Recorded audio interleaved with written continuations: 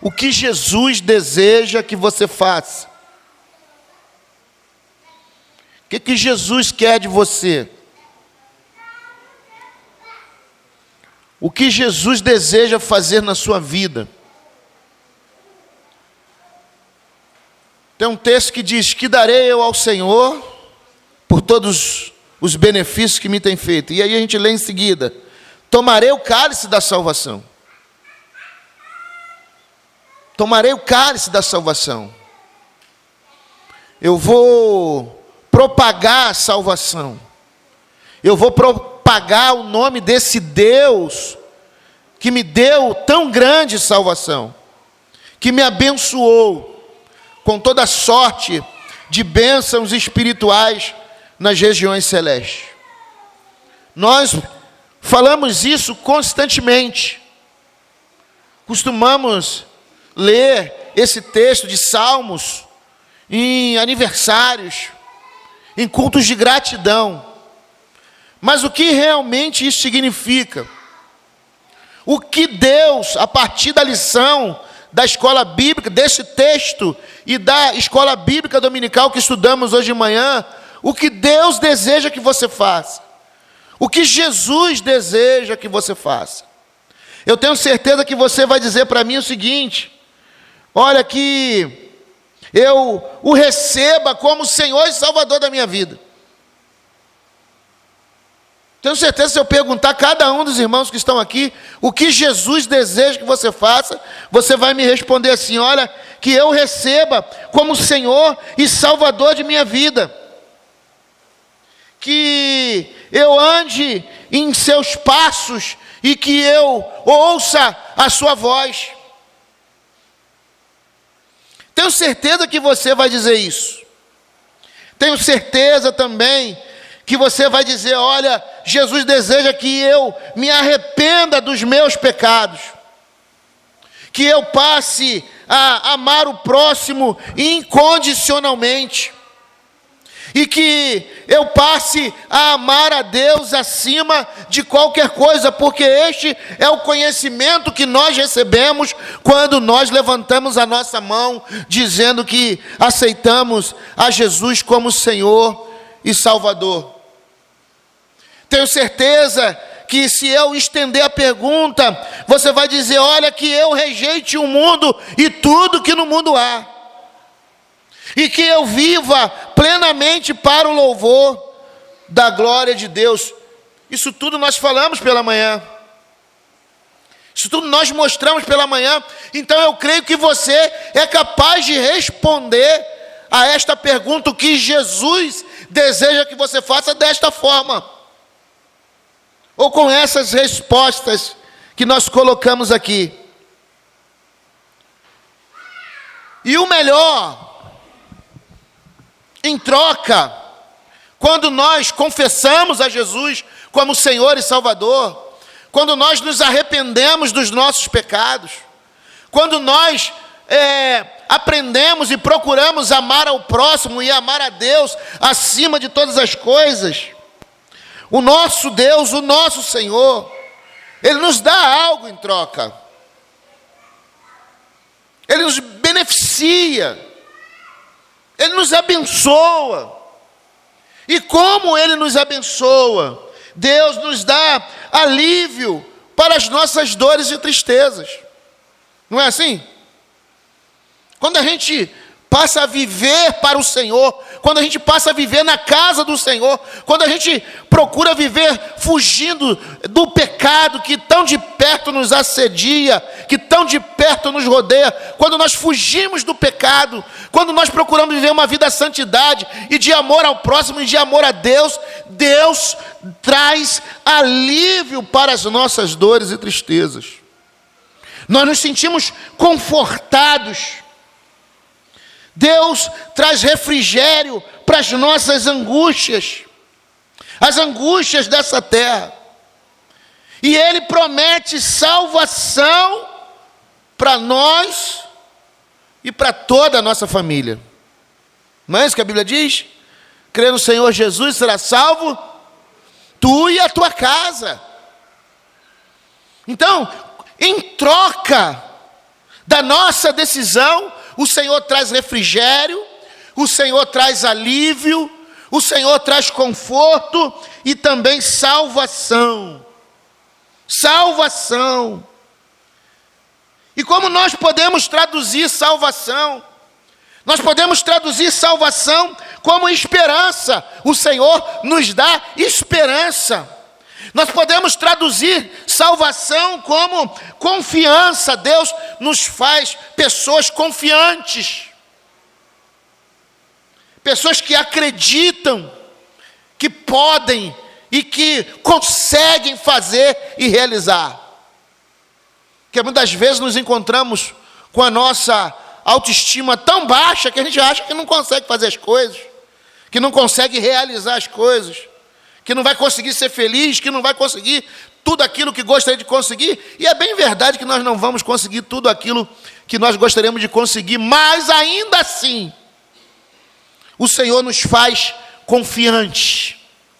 Confiantes que a situação vai melhorar, que o dia vai melhorar, que o ano vai melhorar e que nós vamos sair da adversidade. Podemos traduzir salvação como certeza. Podemos traduzir salvação como paz. Porque quando você recebe a Jesus como Senhor e Salvador da sua vida, o seu coração se enche de paz. Ou eu estou enganado?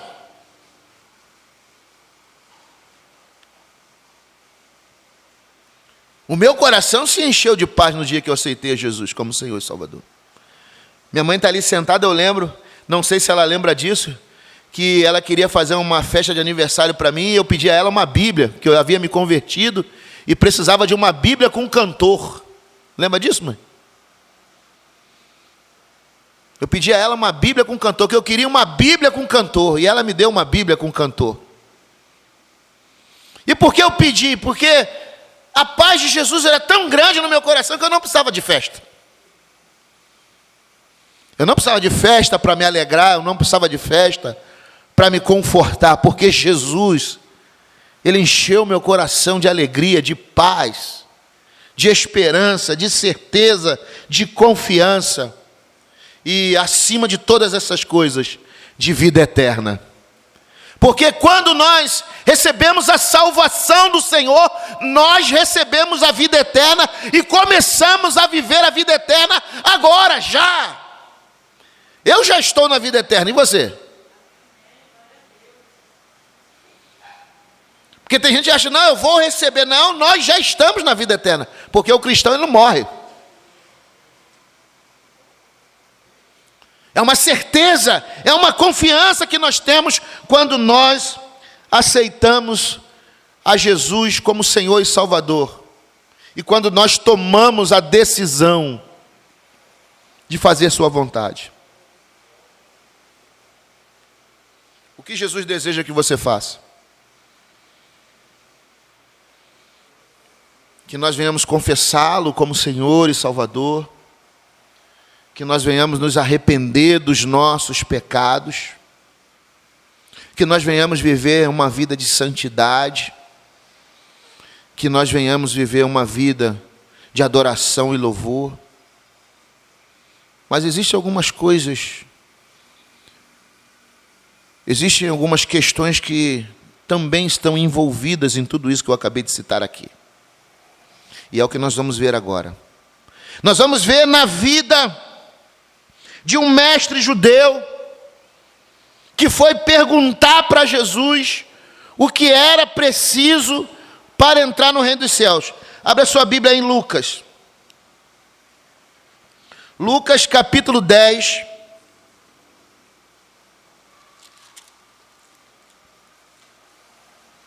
A partir do verso 25.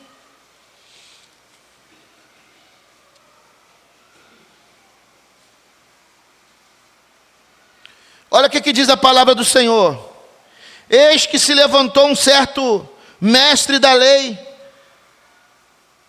tentando, dizendo, mestre, que farei para herdar a vida eterna? Ele fez uma pergunta ao Senhor. Mestre, o que eu devo fazer para herdar a vida eterna? Mestre, o que o Senhor deseja que eu faça. Mestre, qual deve ser a atitude que eu devo tomar para poder receber isso que o Senhor está dizendo aí? Para poder ter essas certezas, para poder ter essa confiança, para poder ter essa vida eterna. O que eu preciso fazer, Senhor? E aí Jesus responde para aquele mestre judeu: olha, você precisa tratar as pessoas sem distinção. Olha, se você quer entrar no reino dos céus, você não pode fazer acepção de pessoas. Olha, se você quer entrar no reino dos céus, você não pode ser uma pessoa preconceituosa. Você não pode ser uma pessoa que procura estereótipos no outro, características no outro que você acha que o outro precisa ter. Nunca é o que eu preciso ter, mas sempre que o outro precisa ter. Então o mestre, algumas versões vão dizer doutor na lei, perguntou a Jesus. Ora, um mestre e um doutor na lei era para ele o quê? Saber. Obrigado. Era para ele saber. Era para ele entender sobre essas coisas. Mas ele demonstra ignorância. E aí Jesus, como conhece o nosso coração, sabia que aquele homem era um homem o quê? Preconceituoso. Sabia que aquele homem era, além de ser preconceituoso, era um homem religioso demais. E ser religioso não pressupõe que você é servo de Deus, não, tá? Aquele homem era um mestre, um doutor judeu, sendo que era preconceituoso e religioso. Aí a gente volta para o texto. E ele disse: o que está escrito na lei, como leis? E respondendo ele disse: amarás ao Senhor teu Deus de todo o teu coração, de toda a tua alma, de todas as tuas forças, e de todo o teu entendimento, e ao teu próximo como a ti mesmo. E disse-lhe, respondeste bem, faz isso e viverás. Ele, porém, querendo justificar-se a si mesmo, disse a Jesus: quem é o meu próximo? Jesus disse para ele o quê? Qual o conhecimento que você tem da lei? Qual é o conhecimento que você tem de Deus? Eu tenho o conhecimento de que nós devemos amar a Deus sobre todas as coisas e ao nosso próximo como a nós mesmos. Ele sabia, mas ele não praticava. Ele sabia, mas ele não fazia. E de que adianta a gente saber? E de que adianta a gente conhecer? E de que adianta a gente dominar um assunto e não colocá-lo em prática? Foi isso que Jesus viu naquele homem. E aí Jesus conta a história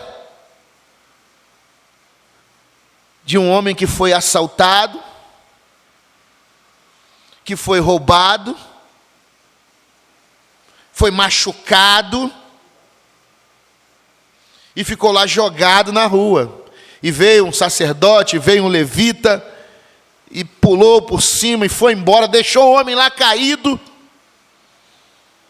deixou lá o homem lá daquele jeito que estava, e veio um samaritano, alguém que era desconsiderado e desprestigiado por todos os judeus. Veio um samaritano e pegou aquele homem moribundo e levou para uma hospedagem e cuidou dele e pagou para que ele fosse cuidado. Ainda disse: olha, se custar mais alguma coisa, quando eu voltar, eu vou acertar, eu vou pagar, cuida dele aí.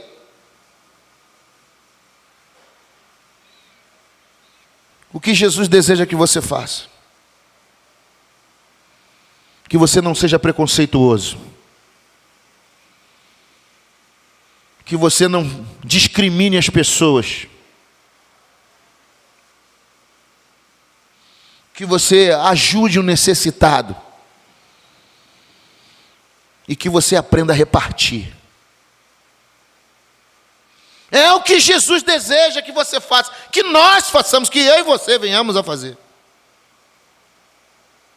Ah, eu sirvo a Deus. O cara está caído, tu pula por cima e vai embora, continua. Ah, eu sirvo a Deus. O irmão está necessitado, tu não está nem aí para a necessidade do irmão. Ah, eu vou adorar a Deus. Estou indo para o culto adorar a Deus. E tem uma pessoa lá da sua família, da sua casa, precisando da tua ajuda, e você não dá.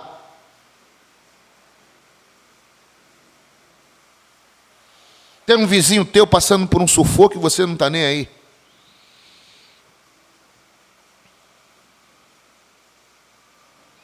Tem uma pessoa precisando de um arroz, de um feijão, e você nem se lembra disso.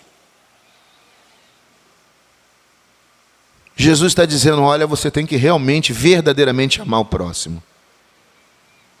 Não adianta você ser religioso, não adianta você conhecer a Escritura, não adianta você conhecer a lei, e quando é a prática, é a realidade da coisa, você deixa a desejar, não adianta.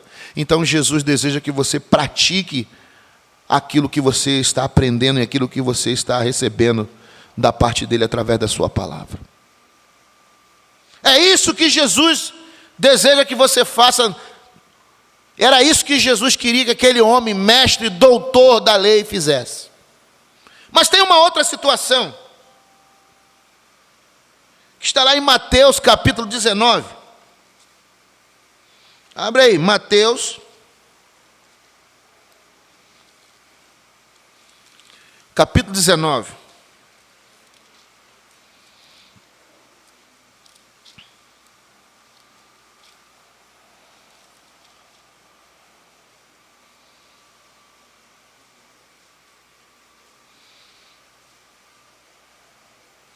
A partir do verso 16. O que Jesus deseja que você faça? E eis que aproximando-se dele, versículo 16, 19, 16. E eis que aproximando-se dele, um mancebo disse-lhe, bom mestre, que bem farei para conseguir a vida eterna? E ele disse, por que me chamas bom? Não há bom, senão um só, que é Deus. Se queres, porém, entrar na vida, guarda os mandamentos. Disse ele, quais? E Jesus disse, não matarás, não cometerás adultério, não furtarás, não dirás falso testemunho, honra teu pai e a tua mãe, e amarás ao teu próximo como a ti mesmo. Disse-lhe o jovem, tudo isso tenho guardado desde a minha mocidade, que me falta ainda, Senhor? Disse-lhe Jesus, se queres ser perfeito, vai, vende tudo o que tens, dá aos pobres, e terás um tesouro no céu, e vem, e segue.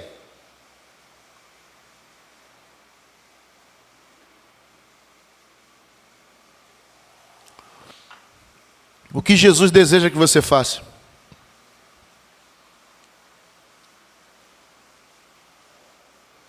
Era um jovem que guardava a lei, que guardava a doutrina, que conhecia bem as normas e as regras da igreja. Tem gente que conhece as normas e as regras da igreja. Eu não sei quantos de vocês já foram numa convenção batista, fluminense ou brasileira. Alguém aqui já foi? Convenção Batista Brasileira? Eu não sei se você já assistiu todas as plenárias, mas você fica impressionado com o conhecimento de regras parlamentares e normas dos irmãos e dos pastores. Você fica impressionado. É muito conhecimento. É muita informação. E a gente que é um nível um pouco mais abaixo, um pouco mais inferior, a gente fica assim, meu Deus, onde vou? Às vezes no meio da discussão, de que eles estão falando mesmo, hein? De que eles estão? Tamanho, a cultura, o conhecimento, a gente fica ali assim impressionado. E esse jovem diz para Jesus: Senhor, esse conhecimento eu tenho. Eu domino isso aí, Senhor. Isso é mole para mim, ó. Mato no peito. Nunca matei ninguém, nunca adulterei. Eu guardo a escritura no meu coração, Senhor. Mato no peito isso aí. Aí Jesus diz para ele o quê? Vai lá, vende tudo que você tem e dá aos pobres. Porque quando Jesus olha para nós, irmãos, Ele não olha o nosso exterior. Ele não olha aquilo que nós estamos mostrando para os outros. Ele não olha aquilo que nós estamos mostrando para o nosso irmão, para o pastor, para a esposa, para o esposo. Ele olha lá dentro da alma, lá dentro da mente, onde fica difícil da gente aqui, ser humano, alcançar do outro. É bem verdade que a gente adquire a habilidade de descobrir algumas coisas que as pessoas estão fazendo, né? Ou estão intencionando só em olhar para ela e em conversar com elas, né? A gente aprende isso, Deus nos dá essas capacitações, essas capacidades, né? A gente estuda e tal, aprende. Você olha para uma pessoa, só no que ela vai falar, só no que ela vai dizer, só no olhar para cima e para baixo, você às vezes consegue descobrir, né? Discernir o que uma pessoa está pensando, ou está querendo falar, ou está querendo fazer. Mas nem sempre dá certo. Nem sempre dá certo. Mas Jesus não, Jesus sabe. O que Jesus quer que você faça? Sabe o que Jesus queria que aquele jovem fizesse? Que aquele jovem, além de conhecer a Escritura, além de conhecer as normas, as regras, além de conhecer as doutrinas, ele deixasse de ser escravo das coisas. Porque aquele jovem, ele era escravo das coisas. Nós falamos isso pela manhã. Ele era escravo da sua riqueza. Ele era dominado por seus bens. Ele era dominado, amarrado às coisas que ele possuía. E Jesus diz para ele: olha, o que eu quero que você faça? Que você se desprenda dessas coisas. Que você abandone essas coisas. Só que aquele jovem preferia morrer do que abrir mão. E, irmãos, cá para nós tem gente que é assim. Prefere morrer do que abrir mão de um conceito, de uma ideia que ela mesmo construiu no seu interior e que não é a vontade de Deus, mas ela estabeleceu por conta das conquistas, por conta dos seus avanços pessoais. E ela não está disposta a abrir mão disso. E ela, muitas vezes, prefere morrer do que abrir mão. Foi o que ele fez. Ele preferiu morrer do que abrir mão da riqueza. Tem um filmezinho na internet que você vê ele, Jesus fala com ele isso. Aí ele olha para Jesus, vira as costas e vai embora. Ele preferiu morrer. Porque ele perguntou: bom mestre, o que eu devo fazer para herdar a vida eterna? Jesus: olha, você precisa se desvencilhar das coisas que te amarram. Você precisa se desvencilhar das coisas que estão te prendendo. Existem um monte de coisas te prendendo, você tem que se desvencilhar disso. Aí ele: isso aí eu não quero fazer não. Então ele preferiu o quê? Morrer. Do que abrir mão. Prefere sofrer. Prefere perder. Tem gente que prefere perder até quem ama, para não abrir mão. Eu já vi gente perder o casamento por conta disso. Perdeu o casamento porque não quis abrir mão. Por perder a família, perder os filhos, porque não quis voltar atrás em uma decisão. E era sobre isso que Jesus estava falando com aquele jovem, e é sobre isso que Jesus está falando com você nessa noite. Aquele jovem precisava abrir mão. Jesus queria que ele se livrasse das amarras, as amarras da riqueza. Jesus queria que ele se livrasse das amarras do mundo. Jesus queria que ele se livrasse das amarras do conforto. Você sabia que o conforto nos amarra? Por exemplo, se Jesus te chamasse hoje para você ser missionário numa casinha, num casebrezinho, que eu não sei nem o nome daquilo, palafita, né? Lá no Amazonas. A gente está ouvindo falar muito do Amazonas por causa do que aconteceu lá, das vidas que se perderam lá. Mas vai lá que Deus te chamasse para você sair do seu ar-condicionado, saísse da sua Netflix, saísse da tua zona de conforto e fosse lá para o Amazonas cuidar das pessoas que estão lá. Você sairia? Você iria? Você abriria a mão? É disso que Jesus estava falando. Você realmente está querendo me seguir?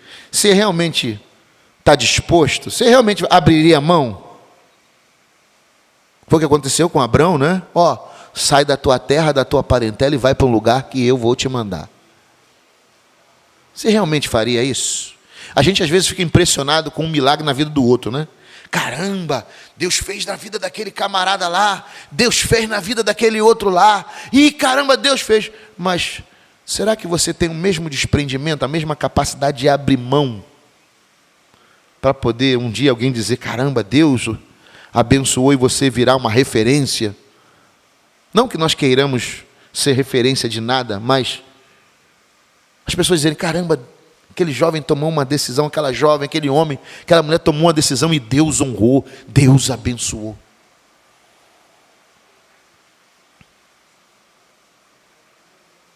Abrir mão dos desejos e das vontades.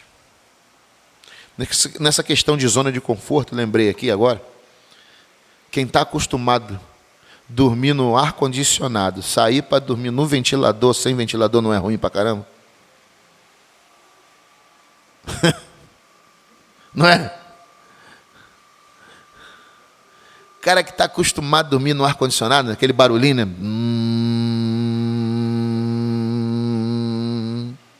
Não é assim? Né? Aí quando você chega em casa, você liga, né?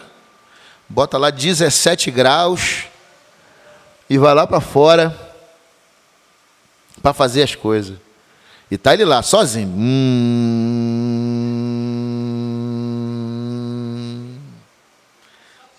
Quando você abre a porta, né? Você está no paraíso, né? Você está no paraíso. Aí você deita e dorme. Que maravilha.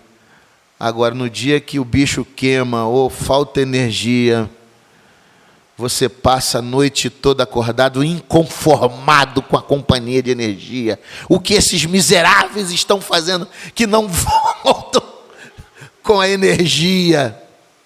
Por que eles não estão trabalhando? Porque você ficou sem o seu ar-condicionado. E o vício é tão grande que no frio você liga o miserável. Só que no frio você liga não pelo frio, mas pelo barulhinho. Né? Não precisa confessar, não. É só uma reflexão. Né? Abrir mão da zona de conforto. A gente não está afim de fazer. A gente não está afim de fazer. Quando a gente acostuma com carro, né? A gente acostuma com carro, até na padaria a gente vai de carro. Não é? Entra dentro do carro, para ir na padaria vai de carro. Vai no Carrefour, vai de carro. O Carrefour é aqui, ó. Entra dentro do carro, vai lá no Carrefour, para o estacionamento, pega, compra, bota dentro do carro, volta para casa. Pertinho, mas vai de carro. Porque a gente não quer abrir mão da nossa zona de conforto. O conforto faz isso com a gente. Era disso que Jesus estava falando com aquele jovem. Mas tem uma outra situação. Abre sua Bíblia em João, capítulo 3. Evangelho de João, capítulo 3.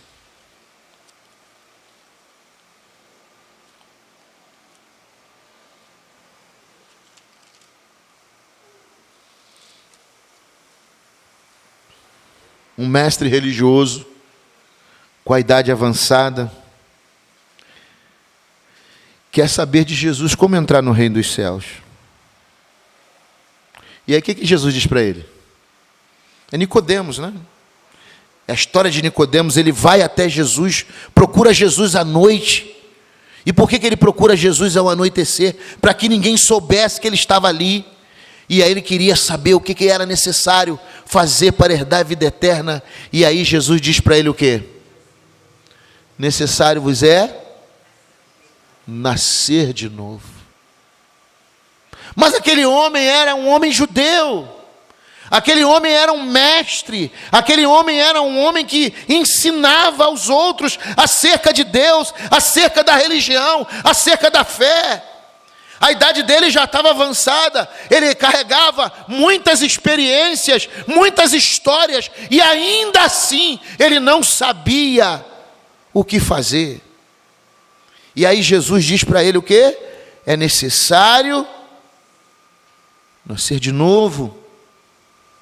É necessário dar testemunho público que você mudou de mente, que você mudou o coração, que você mudou de atitude, que todas essas coisas foram transformadas, a sua mente foi transformada, a sua vida foi transformada, os seus sentimentos foram transformados. É disso que Jesus está falando.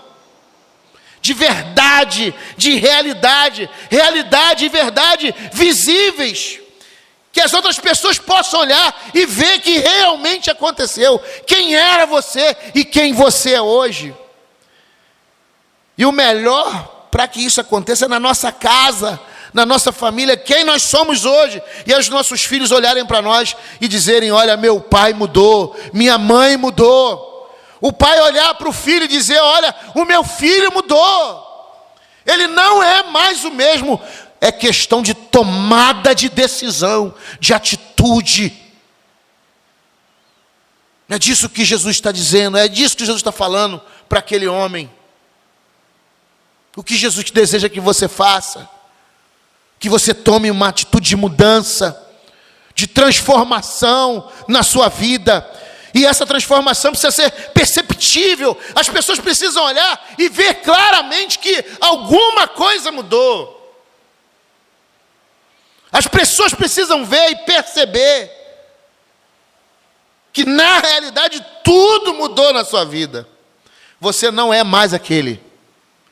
Você não é mais aquela. Você agora é outro.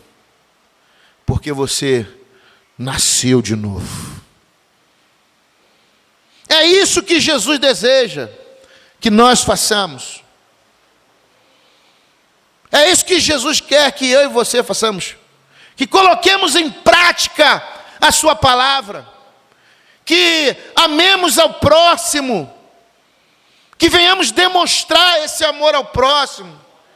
Que venhamos a praticar a bondade com as outras pessoas. Que venhamos a ajudar as outras pessoas, e a ajudar verdadeiramente. E ajudar significa sair da zona de conforto, sair das amarras, para liberar o tempo para o Senhor. Qual é o tempo que você tem destinado para Deus? Qual é o tempo que você tem destinado para Jesus? Não para a igreja, mas para Jesus na sua vida. De forma que isso venha provocar mudanças e transformações na vida de outras pessoas. É isso que Jesus quer que você faça. Jesus quer que você tome uma decisão, uma atitude. E essa atitude precisa ser uma atitude de mudança interior e exterior. De forma que toda a sua família perceba que você não é mais o mesmo. Que você não é mais a mesma. Que tem alguma coisa de diferente em você e na sua vida. É isso que Jesus quer que você faça.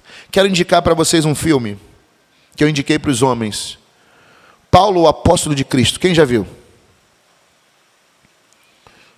Se você já viu, eu quero que você reveja e faça uma análise da mudança de atitude e do comportamento das pessoas que estão naquele filme. É claro que aquele filme tem um misto de realidade e ficção. Tem um misto de realidade e ficção. Mas eu gostaria que você assistisse o filme e você visse a mudança de comportamento das pessoas. a mudança de atitude, principalmente no apóstolo Paulo. Principalmente no apóstolo Paulo, a mudança de atitude. Era um homem religioso, era um homem rigoroso. Era um homem que amava Deus, amava a religião. Mas ele não conseguia entender o próximo e ele era um homem altamente preconceituoso. Então veja esse filme, faça uma análise. Depois você me conta como é que foi. Jesus deseja que nós venhamos ser como Ele é. Venhamos andar e viver como Ele viveu. Finalizando, é necessário mostrar a transformação de mente, de vida, de sentimento, deixar de lado o egoísmo, deixar de lado a vaidade, deixar de lado a ganância, deixar de lado a avareza, crer que Jesus é o Senhor, é o Salvador, crer que Jesus é Deus, não rejeitar sua salvação, porque muitos rejeitam, por não quererem que as suas obras más sejam reveladas e sejam mostradas. Muitos rejeitam, porque não querem que as suas obras más, que os seus pecados, que os seus erros sejam revelados. Porque para seguir a Jesus, para servir a Jesus, é necessário arrependimento. Amém? Que Deus abençoe a sua palavra no seu coração. E que você possa colocar em prática na sua vida. E que o Senhor possa fazer com que venhamos crescer juntos na presença dEle. Nós vamos adorar a Deus. E enquanto adoramos a Deus, nós vamos dedicar a Ele nossos dízimos, as nossas ofertas e as nossas contribuições. Louvemos ao Senhor.